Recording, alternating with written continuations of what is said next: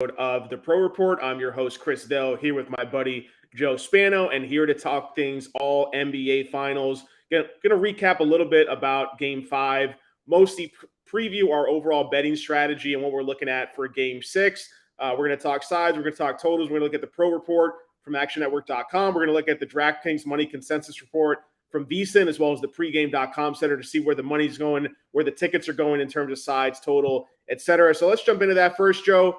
In terms of where the money's going, what are your overall thoughts in terms of how the market looks now? We're recording this here, Wednesday afternoon, early evening, about 5 o'clock Eastern time. So we still got a little over 24 hours to go before tip-off of Game 6.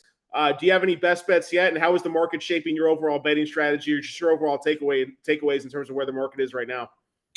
I feel good because the general betting market and the sharp money is pretty well aligned with what I like for Game 6. So I'm pretty well set, barring late injury news or something like that. But generally, the betting signals and the money trends as far as where we're seeing the money being laid and how we're seeing it bet really favor the directions that I'm going in. And we are seeing some clear indicators right now.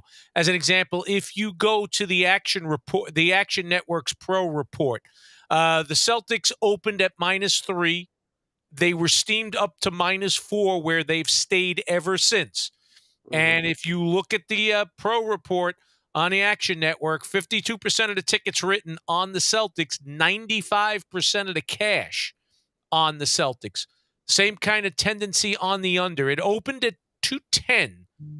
We saw an early move towards 210.5, 211 in a couple of shops, and then we've seen it come back down to 210. 52% of the tickets written again on the under, 79% of the cash. That's what we're seeing on the Action Network. Initially, yesterday into early today, both the under and the Celtics had sharp money indicated, sharp action indicated. About 2 hours ago, we saw that the sharp action indicator has been lifted on both of those. Big money still there, and the totals are consistent with sharp money being there. And the totals, as far as the amount of tickets written compared to the amount of money taken, are consistent with smart money being on the Celtics. And it's a signal that the public likes the Warriors and the over a lot more than the smart money does. That's what we're seeing on the Pro Report on the Action Network. And those signals are pretty consistent across the board. If you go to VSiN's DraftKings Consensus Money Report, 43% of the bets on the Celtics, 62% of the handle. As far as the total, 47% of the bets on the under, 60% of the handle. You swing over to pregame, and it's 48% of the tickets on the Warriors, only 44% of the cash. So again, small lean on the Celtics there. And on the total, that's now back it down to 209.5 in some shops. 64% of the tickets on the over, only 39% of the cash. In turn, on the other side of it, on the underside, 36% of the tickets, 61% of the cash. So as far as a lot of the betting signals, other than the Action Network's Pro Report, other than the sharp action indicator being lifted on both the Celtics -4 and the total under 210, all the other indicators across the board are in place, that all the sharp money seems to be on the Celtics and on the under in Game 6.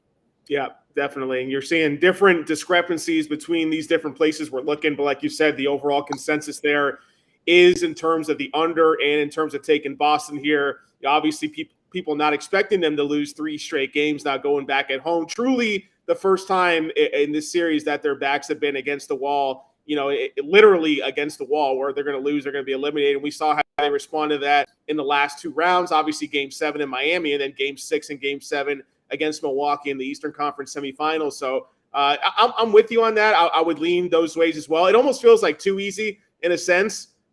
I definitely, in terms of this, the only bet that I've made so far in terms of the under hasn't been on the game under, but it's been on the Warriors team total under. I think if we're looking at it, 103.5, the Celtics come out. Yeah, I think if the Celtics come out and respond well and take this game and force a game 7, I could see that going any kind of direction in terms of Celtics blowout. Celtics win a tight game at home. I think the one thing Celtics would need to do in that case to keep the Warriors under their team total, and that's a bet that's hit even in games where the Warriors have won. So I feel very comfortable with that pick so far. But you said you're in line with the market there, Joe. Any others that you're looking at for your overall card for Thursday? It sounds to me like you like the game under 210 and you like Celtics -3. Are you taking money line? Are you taking any alt lines? Anything else on sides and totals for you? All right. You basically spelled it out. I've got the Celtics at -4. I didn't get it at -3. I got in at -4. I did get 105 at PointsBet.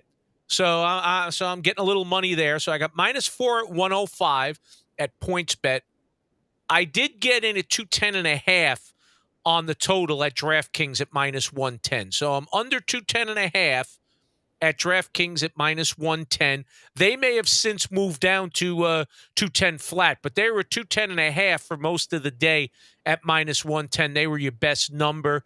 And I, like you, also took the Warriors team total under 103.5 at -110. And again, a lot of it feeds back into what you were just talking about.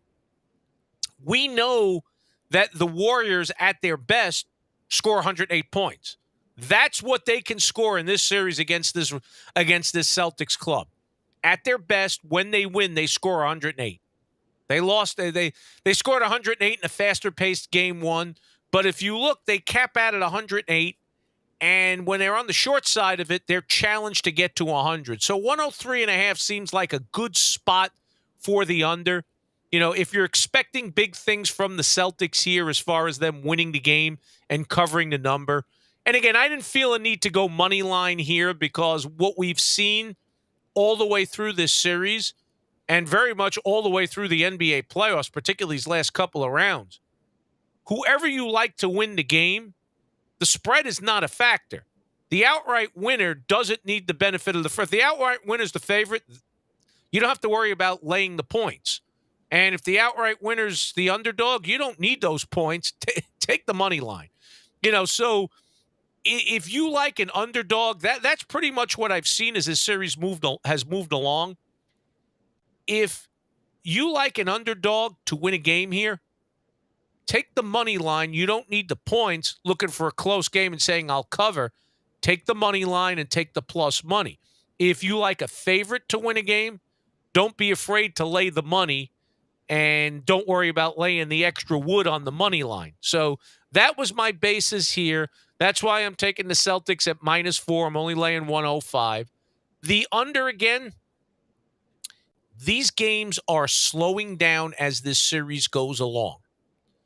And in the Celtics wins, despite the fact that the Celtics have scored, they score 120 in game 1 and like 120 in game 3. In their wins, they've been close to 120 points in both of those wins. Yeah. That's despite the fact that those wins have been the slowest games of the series, showing the Celtics want to play slow. The thing is, when you look at their offensive rating in those 2 wins, they're in excess of 125 offensive rating. As a series like this moves along with a pair of elite defenses, and these elite defenses get more and more familiar with each other, I don't see a 125 rating being sustainable. So I think the Celtics win this game, but they're going to win a slow-paced game, and they're going to win it with defense and not turning the ball over quite so much and maybe winning the battle of the boards. But I don't think they're going to have an offensive rating of 125. Somewhere around 110, 115, with a pace of somewhere around 93, 94, maybe 95, means that the Celtics are going to be 105, about 105, 106 points. The Warriors at their best, their pace is their offensive rating is sub 115. The Warriors have also shown that they're perfectly happy letting this series go slow as well. So pace will be slow. The Warriors' offensive rating is going to be, I see them on the wrong end of it, and I see a better defensive effort from the Celtics than we've seen the last couple of games. So sub 110 offensive rating and puts them right around 100 or under 100. So under 103.5 seems like a good play with some room to spare. That's how I'm seeing the under. Just because the pace of play is slowed down, the offensive efficiency of both clubs has tailed off a little bit as the series has gone along. And in the games that have hit the over, the Celtics offensive rating has been otherworldly. And I just don't see that this far into this series. So I like the under. I like the Celtics to stay alive for a game 7. And since I like the under, and I think the Celtics are going to take this one in a rock fight, I think the Warriors team total under is a sound play as well. And those are my 3 plays. And I gave you some details on the reason. I'm laying off of those second half trends that we had unearthed because we got on them a little late. We made some money on them in game 4. Well, they both lost in game 5, meaning Warriors third quarter, either money line or a small spread. And the same thing with the Celtics fourth quarter, money line or a small spread. Yeah. Also, Celtics second quarter, that picked up a lot of steam too. That did as well, so again, one of the other things I was looking at, but the series hasn't been consistent in that regard. I was looking into second half under because there's been some of these games where the first half has been fast and the second half has really slowed down. But I started kind of diving into the numbers, and there's been not enough consistency there to jump on that trend as far as saying, okay, the second half has been way slower and way lower scoring. It's not been something that's been sustained. And we should have saw the Warriors' third quarter dominance coming to an end because despite the big number, the margin between them and the Celtics in successive third quarters has gotten smaller and smaller as the series has gone along. And to a degree, if I were to play one of those two for game 6, I would probably play Celtics either fourth quarter money line or even lay the -1.5 to get some plus money, just because every game in the series the Celtics have won, they've dominated the fourth quarter. But I'm laying off of both of those. I'm streamlining it back, and I'm going 3 plays right now for game 6, and that's Celtics -4, -105, game under 210.5, -110. You can't get 210.5 anymore, so you'll have to settle for 210. I'm probably good down to 209 there. And Warriors team total under 103.5 at -110. Don't know how much longer you can still get that. I'm probably good with that down to 102.5. I wouldn't go beyond that. Yeah, I'm agreeing with you there. I mean, the Boston Celtics defense has been surprisingly consistent throughout this series, no matter, whether you agree with them changing up their strategy in game 5 or not. The Warriors still haven't scored more than 108 points in a game in this series here. So regardless of whether you like the fact that they let Steph cook in the first 4 games and they tried to shut him down in game 5, well, the end result for the Warriors in terms of how many points they scored was essentially the same here. So I think another thing you might want to look at in terms of something that I'm looking at for game 6 is if you like the Celtics, is taking the Celtics team total over, because in the 2 games that they've won, they've actually moved the ball well. And I think what you've seen just from an X's and O's standpoint is in the 3 games that they've lost, the Warriors give the Warriors defense credit here. It's not just the Celtics offense, playing in a misery here, but it's just that the fact that the 2 Celtics wins have been moving the ball very well, drive and kick. Limiting turnovers. Yeah, the turnovers, but I think that has to do with how they're running their offense. When you're talking about going into ISO ball with Jaylen Brown one-on-one late in the shot clock, Smart, Tatum, it's almost like, it's a fatigue factor. It's an immaturity factor. These things are going to lead to more turnovers in general. But in the 2 games where they have consistently spread the ball around, drive and kick, try to get good shots, not just late in the shot clock, but early to mid parts of the shot clock as well. Those are the 2 games that they've won handily, and those are the 2 games they've won 120 points and 116 points. So that's the only thing that's kept me off betting the game under. Although Right. I still do lean under overall for this game because it's like, hey, we like the Celtics here. Obviously, the two Celtics wins, they got to score because essentially the Warriors are going to score the same amount of points they've been scoring this entire time. And yeah, we can see an elevated performance from Boston's defense, but it's been pretty consistent throughout all 5 games. We haven't seen any swings. Like it's been between 100 points and 108 points for the Warriors in every single game, which is pretty crazy in itself there. So that's one thing that I'm looking at still to add to my card is And Boston's team that's a total good over. hedge again for under players. If you like, you might want to play the angle where you're unsure about that that game total under 210 because the realities are it's a pretty tight number. I'm asking for certain things here. I'm asking that the pace stay slow, and we've seen periods in most of these games where the pace heats up. If you'll go back and you'll look in most of these games, you'll have one half where the pace is like sub 90, and then you'll have another half where the pace is around 100. So it's not just this series slowing down, and these games that go slow are different than, say, a game that goes slow that involves the Mavericks and somebody where they're just slow. Right. This is a little Yeah, different. that's a good point. Yeah. This is a little different. So while I think it's going to be slow, I think it may have some rock fight like tendencies. And I think, there may be a little room on this under. And I don't see the Celtics putting up another 125 offensive rating like they've done in those 2 wins, 120 and 116 points, despite game 3 had a sub 94 pace. It was I think it was a 92 or 93 pace. It was a very slow pace. You bring up a good point because a lot of people throw out the pace numbers, and you have to give credit to how good these two half-court defenses are. Since January 1st, like this is number 1 and number 2 in terms of half-court defenses and defenses that defend the rim. And then on the flip side, like how efficient these offenses are.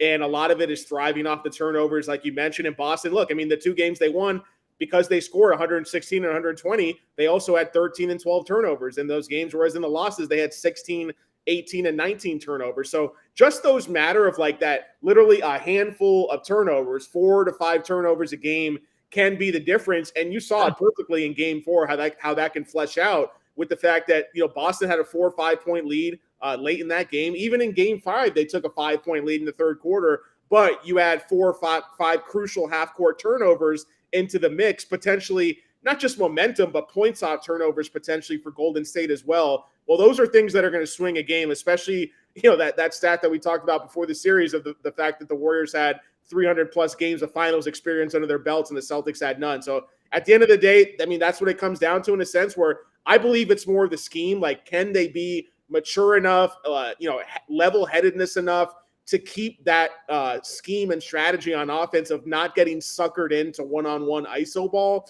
With Tatum, his 2-point percentage has been absolutely atrocious in the series. People have talked about his injured shoulder, et cetera, et cetera. But either way, whether he's hurt or not, you still have to stick to what won you those games in games 1 and games 3. And it wasn't the defense that won because the defense has been a constant, like they said. So like we've said, so that's kind of where I'm at, what I'm looking for from Boston. Obviously, each game you get deeper into the series, it becomes tougher to win on the road. So I think that's where the zigzag theory fell flat in a sense in game 5 was like, yeah, you wanted to win game 1, you got it. You wanted to win game 2. Well, that wasn't going to happen because you're already up 1-0. Then you get to game 5, it's even tougher. If we get to a game 7, it'll be even tougher again. But that's kind of where I'm at overall and kind of looking to see how I want to bet player props as well in this series. I don't know, Joe, is there anything else that you're looking at from what we talked about here? Any other series places, series props, anything like that? Just want to kind of circle it, tie a bow around it a little bit. You'd mentioned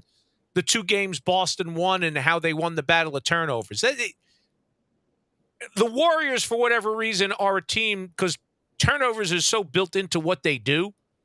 Being on they can be on the wrong side of the battle of turnovers, still find a way to win a game. The Celtics, it doesn't see when they start getting into that turnover ball and they lose the battle of turnovers, which usually means they're going to turn it over close to 20 times because it's not as though the Warriors win the battle of turnovers and they're suddenly turning it over 8 times. They're still committing their share of turnovers. It's just ingrained into what they do, and it's their Achilles heel.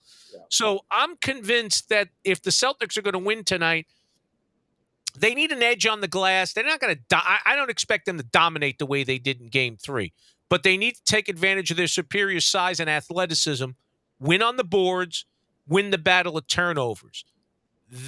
If those two things happen, the other things that they're able to do, the superior length, the superior athleticism, should be enough to allow them to win this game. And again, I do see something of a rock fight, a little different than the traditional rock fight. There may be a period or a point, as I said, a chunk of this game where pace does pick up. And for that reason alone, if you're on the Celtics and you're on the Warriors under, you might be well positioned as a hedge. If you've also taken the game under, you might be in a good position to hedge that bet with a sprinkle, as you mentioned, on the Celtics over. It's a pretty interesting thing. You could end up winning 3 bets here, because if this turns into a blowout, you could see the Celtics winning 110-95. Blowouts have been common in this series and the entire back end of the NBA playoffs. So you could kind of potentially win 3 bets. You could win the Celtic team over, the Warriors team under, and the game under. It's very, very plausible here. So I can understand if you like the under and you like the Warriors under, why maybe as a hedge or a sprinkle or whatever you want to call it, you might look Celtics over. And if you like the team over, if you like the game over, you're definitely going to want to go Celtics over as well. Yeah. One thing I'll add to that is in terms of the third quarter trends that we talked about, fourth quarter, second quarter, et cetera.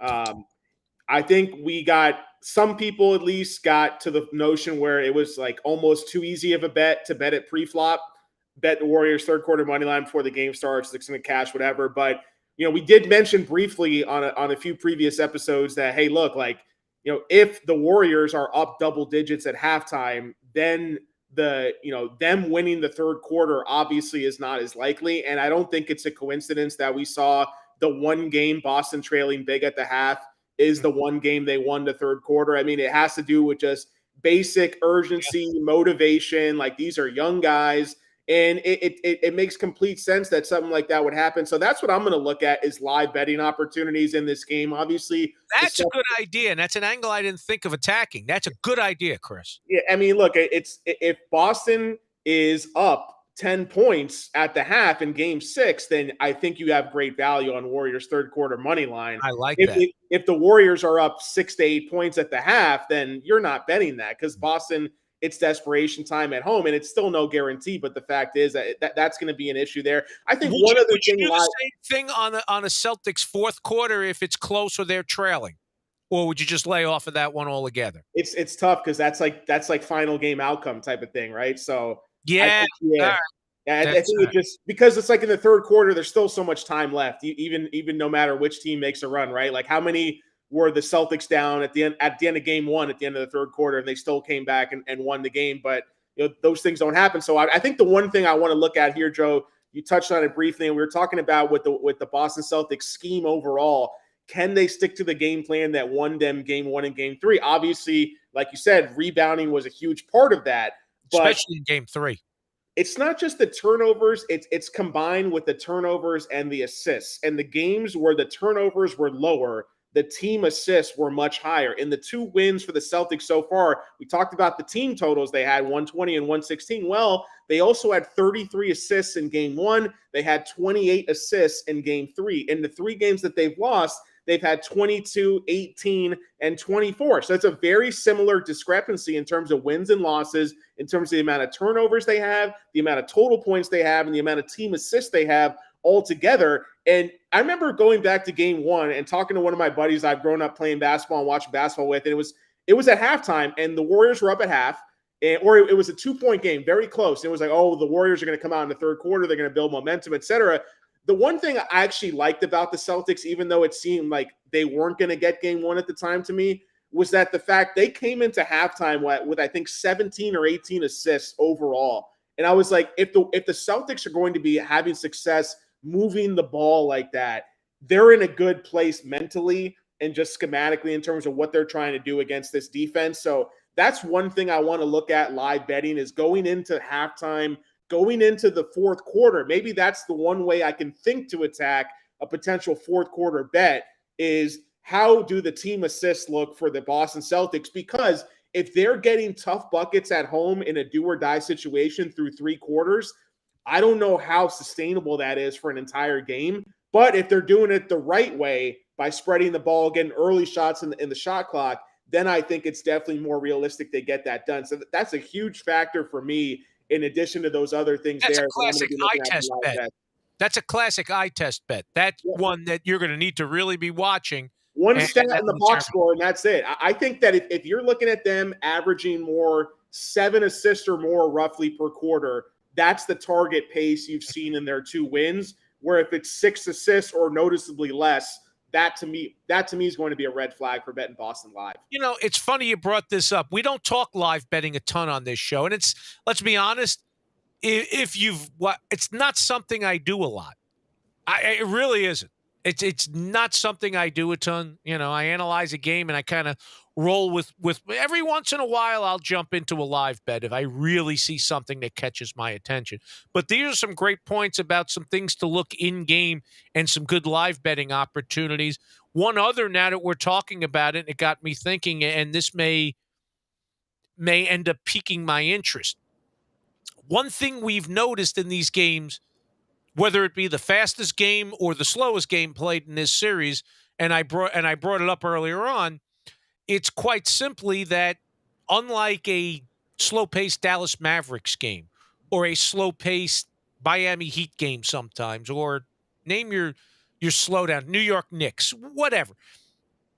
Those teams play 48 minutes of rock fight basketball. That hasn't happened in this series. Every game, even the slowest paced game, one half goes fast, one half goes slow. So I'm wondering if I see a really slow first half, might I jump on and play the second half over type thing just because, hey, while overall the series is slowing down and overall these games are going slow, they're not going slow for 48 minutes. There are pockets of pace and pockets of explosion. Now, when you get this late in the series, points do become even harder to come by and games get even slower. Especially, you kind of get the feeling with the Celtics backs against the wall, they're really going to want to tighten the screws here and slow this game down. But I may, if I watch and if I see something and a lot of these other factors are going right, if we get a really slow first half and I get a really manageable second half total number, I may play the over there. Just something to think about. Nothing set in stone. It's another live betting opportunity I may look at, and vice versa. Yeah. If the first half goes fast, I'll expect the second half to go down to a crawl, and I'll play the under. Now, one question I have for you before we talk about props is Celtic strategy defensively in game 4 was, you know what, we spent 4 going into game 5, we spent 4 games letting Curry do his thing. We're going to make it tough on everybody, not just one guy. And it's like Klay Thompson hits the 3, Andrew Wiggins hits a 3. Okay, when Curry hits a 3, it's like so mentally draining, right? It's just one of those just morale killers. And did the Celtics almost psych themselves out and kind of bail out on what had worked for them? Like the series was tied 2-2. You could argue it should have been 3-1 if you're a Boston backer. And they did that while letting Curry score 30-plus points per game. Now they go to a different strategy in game 5, and they sell out and blitz Curry. And we saw that, you know, the Celtics still won the battle on the boards, right? They had 8 more rebounds than the Warriors. The Warriors shot 9 for 40 from 3. Obviously, Curry was a part of that, but not the entire story of that. And then you look at the fact that overall, you know, the Warriors had great success from 2. So are you going to sell out and like not let Curry hit 5 threes, but then just give up a ton of cuts to the rim? That's one thing I want to look for early in this game. I think, look, this is like assumption of rational coaching. I think that the Celtics should not be dumb enough as to go out and do the same thing defensively they did in game 5. Hey, we tried to switch it up. It didn't work. And now look, the Celtics the Warriors on paper only scored 104 points. I get it. But they shot 9 of 40 from 3, and that's not going to happen very often. So if we see the Celtics come out and employ the same defensive strategy against Curry and give up all these wide open cuts to the basket, I'm going to be very concerned in terms of the Celtics basketball standpoint. Only case you could make there is, hey, we completely shut down Curry and their role players stepped up. Role players are more likely to step up at home than they are on the road. So if we shut down Curry, again, what do they get out of everybody else? I'm not saying it's a strategy for success. Well, what I am saying is maybe you lean on the fact that role players don't play well on the road, so we could try and shut down Curry, although I don't think you're going to have the same success regardless of what you do in back-to-back games against Curry. And then you rely on the fact that role players don't play as well on the road, and these Warriors role players haven't played as well on the road, and you think that that's the formula for really limiting the Warriors. I don't know that I buy it, but that may be an avenue that Udoka looks at. I don't know. My worry is that the role players didn't really play that well in game 5. They just got wide open looks at the rim. And that was an end result of Curry getting blitzed at the top. So that's what scares me as someone who wants the Celtics to win just from a fan standpoint. I still have money in terms of my tickets overall pre-flop on the series. I bet the Warriors to win the series. I bet Curry to win MVP when the Heat Celtics series was still going on. And I never got that opportunity to bet the Celtics because I wanted to bet them after losing in game 1, and that never happened. So I was kind of always waiting to pick my spot and bet it. It's never happened to this point. We'll see what happens after game 6 on Thursday night. But anyways, Joe, I don't know if you want to transition to some player props here, and then we can close things out. Now's as good a time as any to do it. Let's transition to player props, and because I'm sure there's quite a few, and then we'll tie a bow around this game 6 preview of the NBA Finals. Yeah, definitely. So player prop wise for game 6, there's a couple things I want to pull up here in our split screen here. I have a metric called True Stat, and basically it's taken rebounds, assists, and what's the true rebounding number average for a player based on their potential assists and their rebounding chances per game. And this is free data you can pull from NBA.com's advanced statistics. Usually when it comes to potential assists, we talked about this a lot on our shows and podcasts, is that typically if a player has 20 potential assists in a game, it usually means he's good for about half of that. So 10 real assists, right? Kick out to a guy, makes or misses the shot, et cetera, et cetera. Rebounding chances is very similar to that. A guy has 15 rebounding chances, usually means if he's averaging 15 rebound chances over the course of a month, a series, a season, his average is going to be around 7.5. So what I've been doing is I've been tracking game by game, and I've been adjusting. I adjusted for the blowout minutes in game 2. I adjusted for some rotation minutes adjustments in terms of Smart getting more minutes, and then subsequently Pritchard and White's minutes going slightly down. Obviously, Gary Payton II didn't play in game 1. Subsequently, we see some guys lose minutes as well, like Otto Porter, et cetera. And then Looney with foul trouble, Robert Williams, et cetera. So I'm adjusting for these little, kinks in the rotation and things like that. So what I've come to now is that not just looking after one game to another, but looking at the series averages as a whole, there's only one prop I found in terms of either rebounds, assists, or the combo prop, rebounds plus assists, where I saw more than like a 2+ discrepancy in terms of what the true rebounding and assist average was to what the line in the market was. And that's the one player prop bet that I've made so far is Draymond Green under 14.5 rebounds plus assists. Now we saw that number inflated in the last game. Obviously his numbers go up at home, but also in the fact that Looney got into foul trouble very early in that game. So Looney's minutes were down, and we've seen Kerr make an emphasis in the last few games of not having Looney and Draymond on the floor together for too many minutes. That's why we saw Looney get taken out of the starting lineup ahead of game 4. So when you look at the entire series as a whole, Draymond should be good for approximately 11.8. I'll highlight the column here on the right. It's the TRA, true rebounds and assists. Draymond Green is 11.8 true rebounds plus assists per game. He should be good based on the data we have at hand and adjusting for minutes and blowouts, rotation changes. 6.4 rebounds per game, 5.4 assists per game.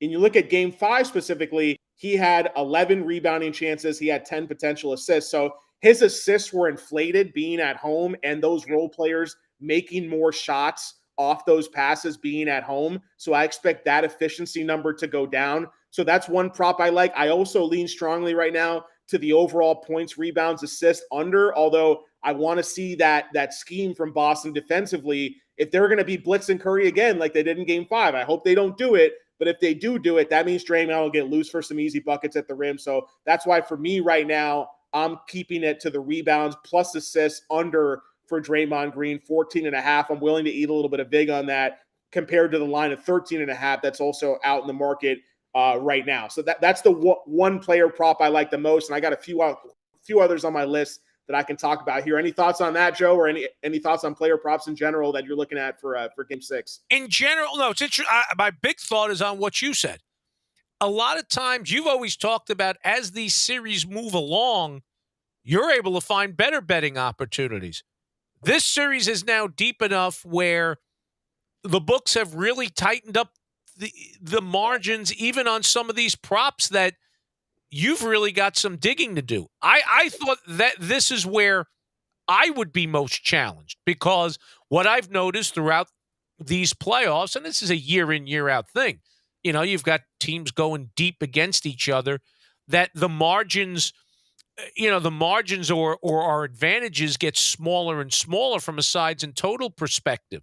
It looks like you're dealing with some of that now here in your prop market, that you're really challenged to find the margin and edges that you need in order to find good sound prop bets. I like that one. I'm interested to see what else you have, but I noticed that as an overriding thing, and maybe that's something you can comment on before you dive into the rest of the props you have for Game 6 so far. Yeah, I want to look at, like, if I'm looking at rebounding props for Golden, let's say for Boston, for example, it's going to be tough to bet unders on rebounding props based on the data because you expect the Warriors to shoot more poorly in Game 6 than they did in Game 5.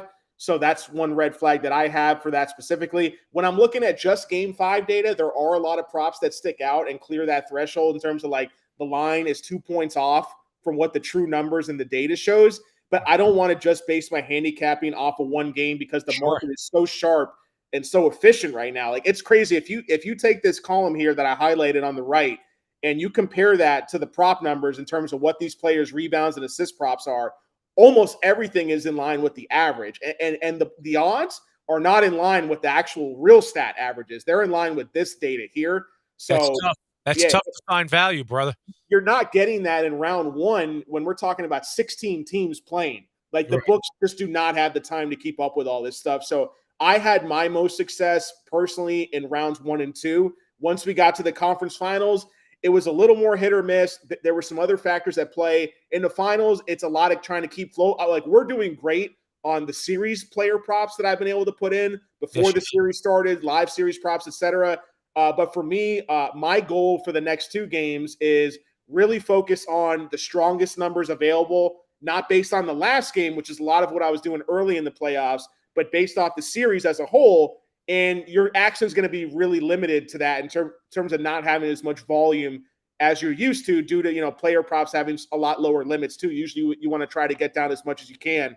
But yeah, for now, for me, just this is just rebounds and assists, mind you. Like, I'm looking at other stuff for points, for 3-point props, et cetera, et cetera. A couple props I'll just throw out here that I like, not based off this is what I'm showing here. 3-point volume. Andrew Wiggins, we have a prop on him to average over 1.4 3-pointers per game.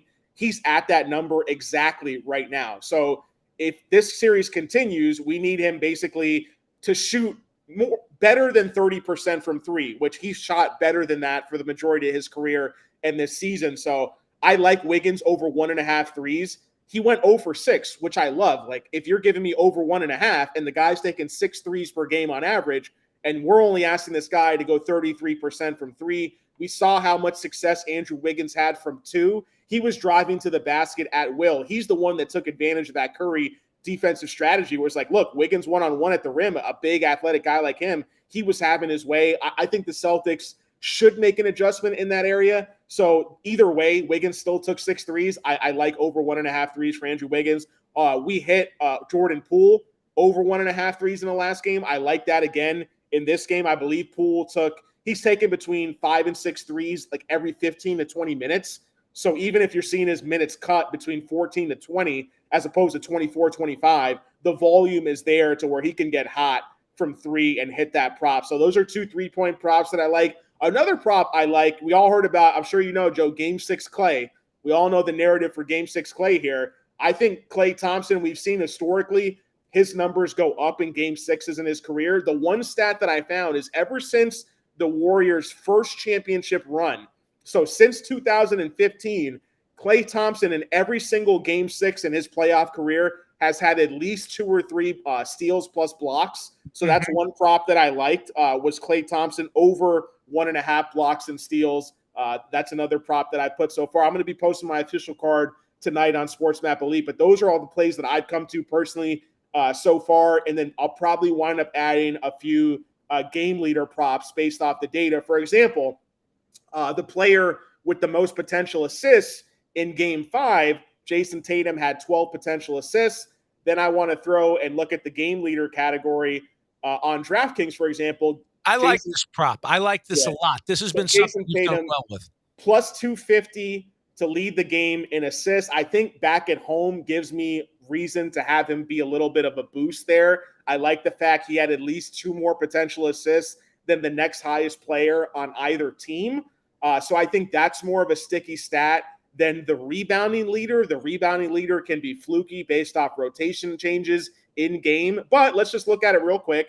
Andrew Wiggins has just been dominant on the glass these last couple games, and the numbers back it up. Like, you know, he had 13 rebounds in the last game. Well, why aren't the books lining Wiggins at 11.5 rebounds a game for his line? Well, because the data shows he should have only had 9 rebounds in that game. He had 18 rebounding chances. A lot of those rebounding chances were uncontested rebounds. So because of that, that's why the books are still only have bumped him up 1 from 6.5 to 7.5. So you look at Jaylen Brown, he also had 18 rebounding chances. His actual line came out to what the data says usually happens. You have 18 rebounding chances, you get half those rebounds. He had 9 rebounds. So I think there's value looking at Jaylen Brown and Andrew Wiggins to lead the game in rebounds, whereas you see on this list here, those guys aren't even top 2. It's Robert Williams and Jason Tatum. Wiggins is tied for second with Tatum. He's at plus 450. Jaylen Brown to lead the game in rebounds is plus 800. So I think there's some good value there to where I might take like a half unit to a unit, split it up between 4 or 5 guys between the assists, between the rebounds, and see what we can get there. And I'm going to go back to the only game that hasn't hit so far is Game 3. This game leaders prop, is this something you could shop around, or is this a DraftKings exclusive? FanDuel has it too. Usually has it. You go to the game, and under the player prop sections, it'll say stat leaders, and that'll be the section where you can find it on People FanDuel. don't realize until you start digging deep sometimes how hard it can actually be to find some of these things. Because if you're like us, and I mean, I'm in New York, I've got 8 books to work with plus an offshore book or 2. And so 10 books. Going through these and how they all lay things out and title things differently, it can sometimes be difficult to find what you're looking for and try and shop out your line. That's where OddsJam comes in pretty handy. But even they don't always. Yeah, they don't have these on there. Right. Yeah. They don't always pull that deep, number one. Yeah. Number two, sometimes they don't end up pulling like third quarter, fourth quarter spread money line. Here in New York, they were only showing PointsBet as having that. Meanwhile, FanDuel has it as well. Yeah. So I've seen that. There's a lag sometimes with what they show on there too. But at least it's good to know that you got more than one place to shop this, because this looks like a pretty limited. I know the head-to-head one, that's a DraftKings exclusive, right? The head-to-heads that you play.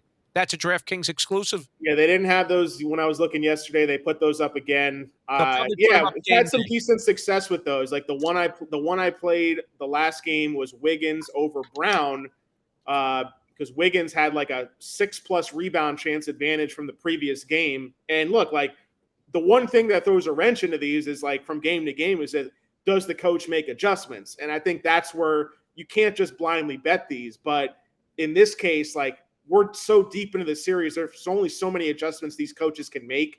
So that's something I'll be looking at. For example, like let's look at the head-to-head rebounds real quick, right? We talked about the rebounding chances. Andrew Wiggins, 18 rebounding chances in game 5. And then you look at Robert Williams in that game. Let's see, Robert Williams' rebounding chances was down to 10.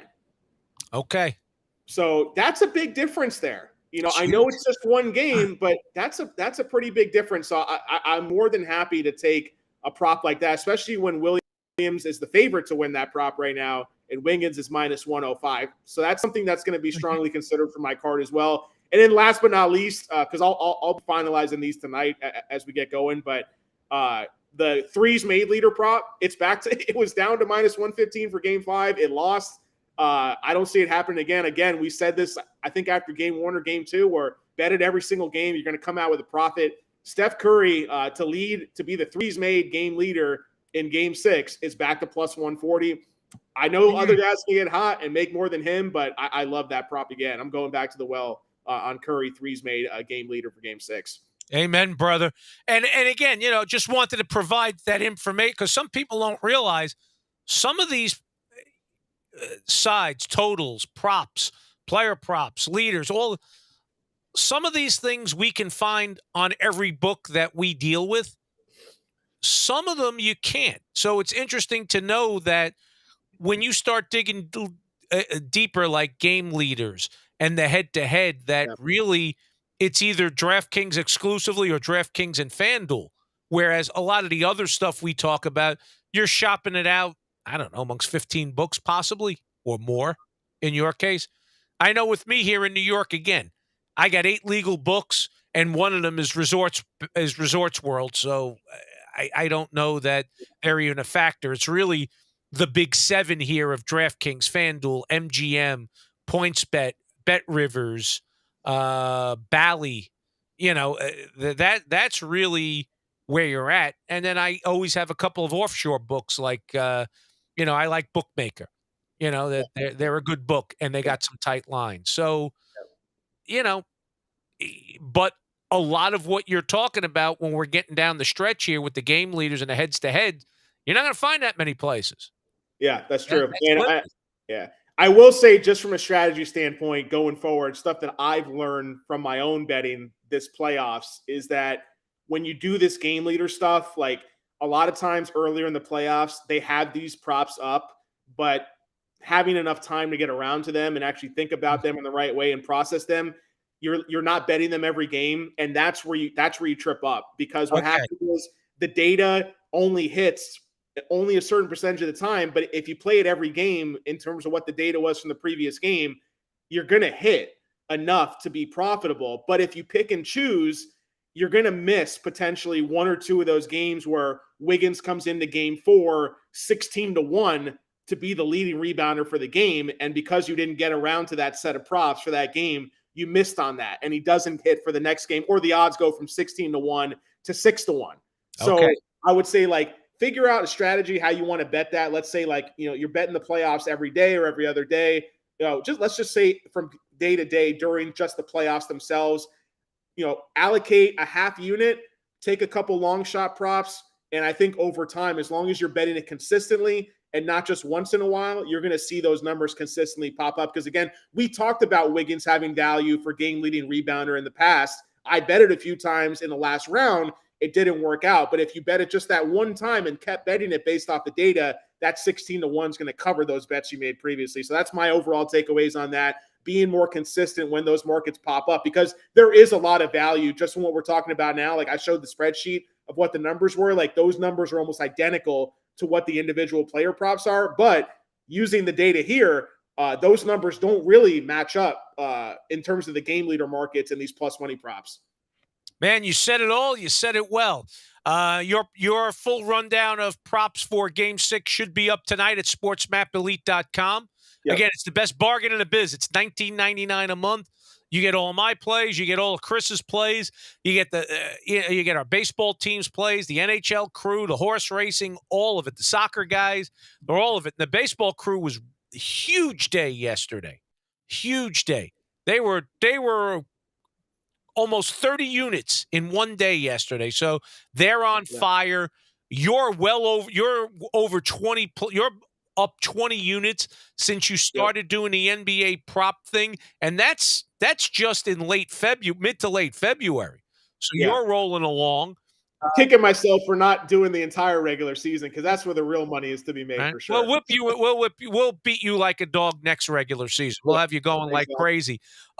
Me, I'm up better than 20 units just for the NBA Finals. So, and really, we made a small profit in Game 5, but really that was the first time all series where maybe you could make a case we didn't see it right. I'm hoping we rebound tonight, and I'm hoping we see this thing clear the rest of the way through, keep maintaining profit. I got a whole bunch of props that are still alive. Most of them revolve around the Celtics being triumphant the rest of the way.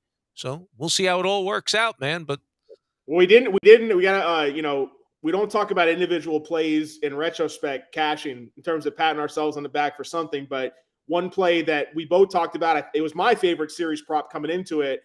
And it happened in the game in between where we didn't record a show, but the series over 5.5 games. Yes. That cashed, obviously. That's going to cash no matter what. We were laying 2-1, but it was still, even at that price, we thought it was a bargain.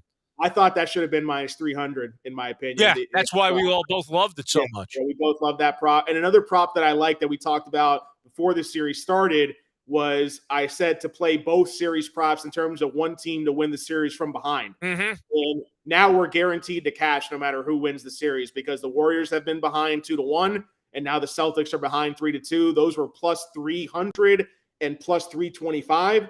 So you're going to come out no matter what. Yeah, you're going to come up plus 160 minimum by betting both of those. So I'm really happy about the process on that. And that's what we've been doing is talking through our process here on this show. What does the market tell us? What does our overall process and strategy tell us too? So hopefully, Joe, we get a Game 7 so we can come out here and do a Game 7 show. That'd be a lot of fun to do. If not, I'm sure we're going to get our ducks in order and start planning things out for NFL season. I think the Pro Report's going to go on and continue to do other sports, mainly NFL, as we start getting into preseason. Absolutely. I got a lot of, one thing that I want to start early that's already been going on is some NFL season-long player props that I want to get into as well. So as soon as NBA wraps up, that's what I'll be digging into is fantasy football, season-long player props, season win totals for teams, and start getting that going on sportsmapelite.com. So I'm excited about that. But, Joe, until then, I guess hopefully we'll see everybody before Game 7, and we can see them somewhere else too. We can see them at sportsmapelite.com, $19.99 a month for all this great action. And again, for the mad journalist Chris Dell, I'm Joe Spano. We're going to see you at the pay window, man.